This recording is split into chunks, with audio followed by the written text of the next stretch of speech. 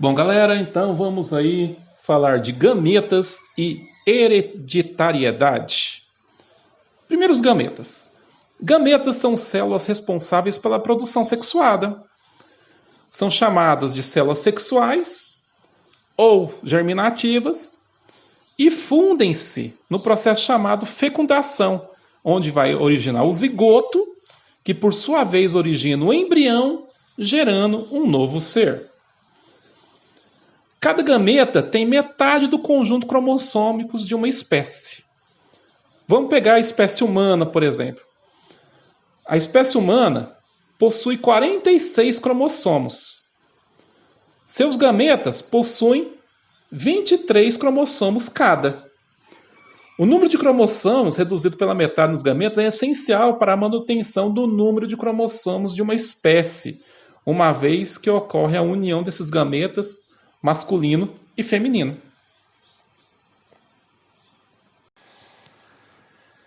Organismos que produzem gametas.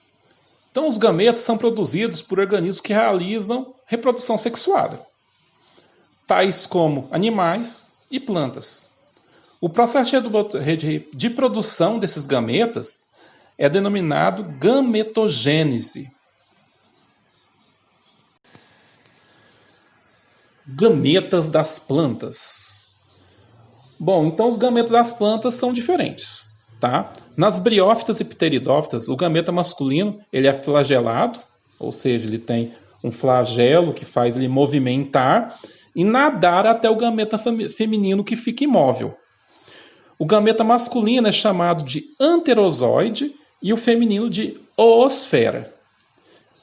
Já nas geminospermas e angiospermas, o gameta masculino ele é o núcleo espermático e o gameta feminino também é chamado de oosfera. O núcleo espermático ele vai encontrar a oosfera graças ao desenvolvimento do tubo polínico. Nos animais, o gameta masculino é chamado de espermatozoide, o qual é uma célula reprodutora dotada de flagelo, ou seja, então, flagelo é como se fosse o rabinho de uma cobra, onde vai fazer ele se movimentar. E já o gameta feminino é chamado de ovócito e fica imóvel. O espermatozoide humano ele é bem menor que o ovócito. E ele apresenta cabeça e cauda. Encontra-se no núcleo uma estrutura chamada de acrosoma, que contém importantes enzimas que favorecem a fecundação. A cauda, como eu já disse, garante a locomoção. Ela é rica em mitocôndrias, que fornecem energia, principalmente, e a peça principal e a peça terminal, tá? O ovócito, vamos falar óvulo, né, que fica mais fácil, é o gameta feminino e ele é liberado pela ovulação.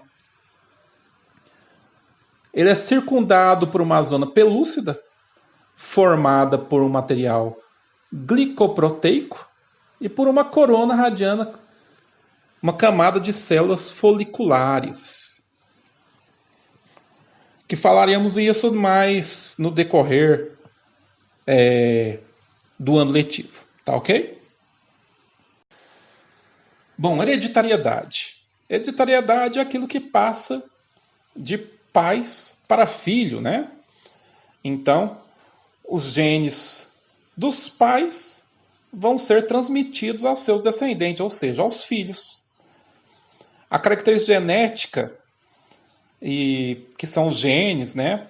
E a fenótica, que tipo cor de cabelo, cor dos olhos, seria um exemplo, é transmitida dessa forma. E isso que a gente chama de hereditário, características hereditárias. Nos seres humanos, essas características hereditárias acontecem graças à fusão dos gametas.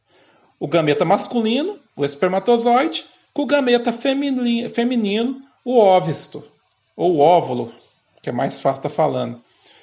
O espermatozoide ele vai ter 23 cromossomos cada, e o óvulo também vai ter 23 cromossomos cada. Ou seja, então, papai tem 23 cromossomos, mamãe tem 23 cromossomos. Ambos se juntam, para quê? Para formar vocês. Ok? Então, seria mais ou menos isso a hereditariedade.